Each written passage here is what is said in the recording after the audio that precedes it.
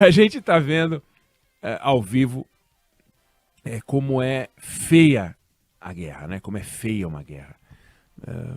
As guerras a gente acompanhava de relatos, as guerras a gente acompanhava no passado de ler sobre elas, de ver filmes, de tal. Mas é muito feia a guerra, né? A guerra ao vivo, mais ao vivo do que nunca. É perverso ver aqueles que controlam as armas e o poder fazendo mal numa escala inacreditável. E quem não tem nada a ver com isso é que paga a conta. Vitima quem nasceu numa região de conflito. Nasci lá, tá aí. Como poderia ter nascido numa região com seca, com terremoto, ou até numa região pacificada, sem também intempéries. Não, eu moro num lugar tranquilo, né?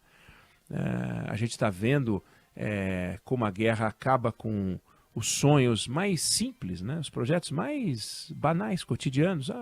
Vamos sair com a família no final de semana para ir jantar. Na guerra, o restaurante fecha. Na guerra, a casa é bombardeada. Então você não sai de casa para ir jantar, porque não tem restaurante para ir e também não tem casa para voltar. Aí a casa foi bombardeada, uma parte da família morre, uma parte da família vai para o hospital. Quando tem vaga, uma parte da família foge. Aí para trás ficam as memórias, ficam os documentos, ficam as fotos, fica o patrimônio, fica o dinheiro, corpo. É uma loucura o que é a guerra. É muito duro ouvir isso que eu estou falando, é muito duro dizer isso que eu estou dizendo. Mas é muito duro que isso exista, né? Famílias que não conseguem enterrar os seus entes queridos com dignidade, às vezes nem enterrar, sem dignidade. Então, a guerra é uma coisa horrorosa, sempre foi, sempre será. E essa guerra ela começa com o atentado planejado por 2 anos, que simplesmente desconheceu a estrutura de segurança de Israel, deixou uma quantidade absurda de mortos, de feridos, reféns, que agora Israel fala em 199, 200 reféns. Um atentado que tinha por objetivo 2 coisas que foram atingidas: fazer com que as pessoas em Israel se sentissem inseguras, e elas se sentem, e fazer Israel entrar na guerra, e Israel entrou na guerra. 2 objetivos atingidos. É difícil, como eu disse, pensar numa coisa mais devastadora do que isso. Uma guerra que sempre tem um estopim, uma guerra que sempre tem um começo, nós estamos no começo.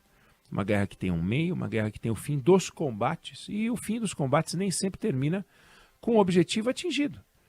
Às vezes termina porque não tem o que fazer, ainda que o objetivo real não tenha sido atingido, porque guerra nem sempre resolve o problema que ela identificou no momento em que ela começou. Por exemplo, agora o objetivo é destruir o Hamas, acabar com o Hamas.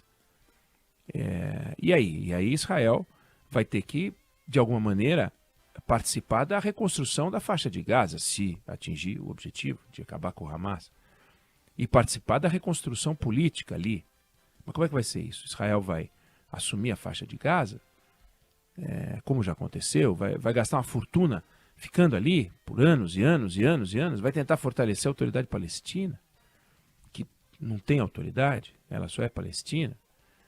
Vai conseguir desarmar e erradicar o Hamas? Vai conseguir isso? Qual é o plano? Qual é a estratégia?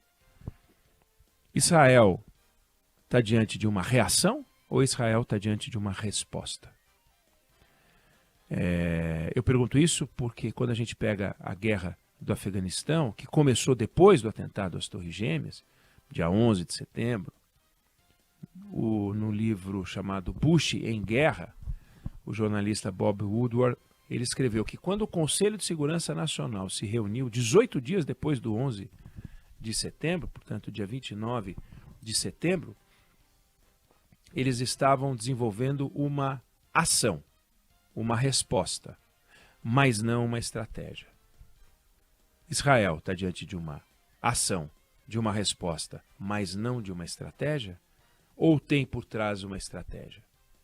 O 11 de setembro, que foi desferido contra a nação mais poderosa, mais bem armada do planeta, deixou quase 3.000 mortos, e o atentado que foi planejado pela Al-Qaeda, pelo Osama Bin Laden, na época O Afeganistão era controlado pelo regime Talibã, que mantinha relações com a Al-Qaeda e não estava disposto a entregar o Bin Laden. Então, guerra contra o Afeganistão.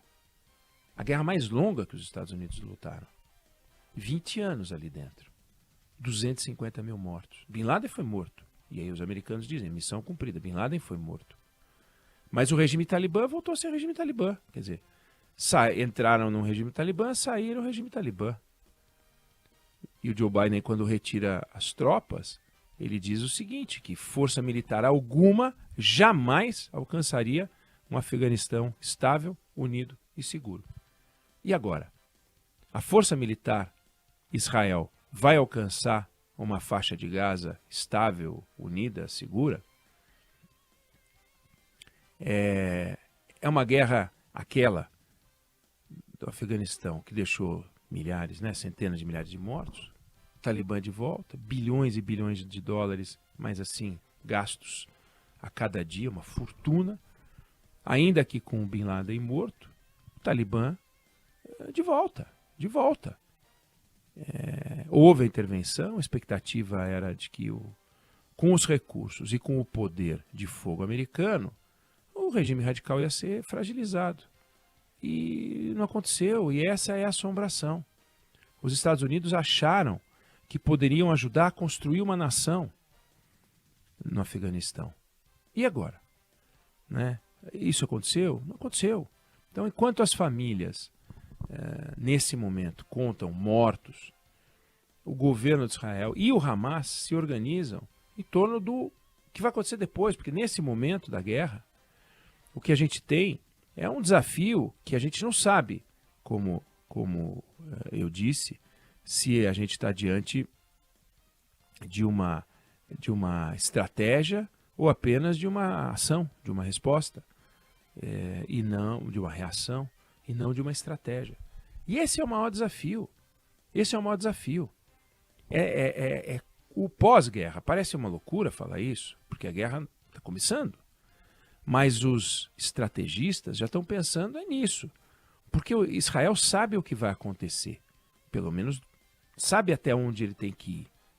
Sabe o que significa a destruição. Ainda que a guerra comece, você não sabe quanto tempo ela dura e tal. Mas a gente conversou com o André Leist, aquele cientista político, que nos falou que Israel não tem condições de ficar em guerra há anos. Não pode fazer uma guerra tipo guerra na Ucrânia, não pode fazer uma guerra tipo guerra do Afeganistão. Tem que ser uma coisa mais breve, porque não tem estrutura, não tem condições, não tem território para isso. E tem as frentes, e tem os riscos, e tem a reação do Hezbollah, e tem preocupações, a coisa pode crescer, ainda que possam os Estados Unidos apoiar. A gente tem uma série de coisas no processo de combate, mas quando essa confusão terminar, vai sobrar para Israel um desafio grande, e é enorme, é o desafio que pode enterrar um governo, é o desafio que pode colocar a região num momento de conflito ainda mais grave do que a gente está vivendo. Já houve momentos lamentáveis, a gente está acompanhando o momento e a gente tem essa cobertura e essa visão da tragédia por causa da tecnologia, por causa dos drones, por causa das câmeras, por causa dos celulares, por causa dos armamentos. A gente consegue acompanhar as câmeras dos helicópteros, dos aviões, dos drones, tudo isso dando a gente uma capacidade de ver uma guerra horrorosa na nossa frente. Mas as outras guerras, as lições das outras guerras, que também foram horrorosas, elas estão aí, não são poucas. E uma delas existe o lado vencedor tem condições de controlar o ambiente destroçado para fazer com que o lado perdedor não gere um novo problema tão grave ou maior do que tinha antes, porque quem sofreu o atentado foram os Estados Unidos. Aqui foi Israel. E depois vem a responsabilidade da reconstrução 20 anos depois, ainda que quem tenha iniciado tenha sido Bush filho, foi o governo Biden. Biden, 20 anos depois. Agora então vamos sair de lá. Olha quanto isso custou. É complexo. Então, Eu sei que pode parecer esquisito ter essa conversa nessa altura do campeonato, porque afinal a guerra está começando, a guerra não está terminando. Mas essa vai ser uma guerra rápida, tende a ser uma guerra rápida. E aí vem logo depois a discussão sobre reconstrução, como o Israel entra nisso e como o Israel sai disso. Eu não sei se você concorda, se você discorda, mas essa é a opinião que eu tenho sobre o assunto.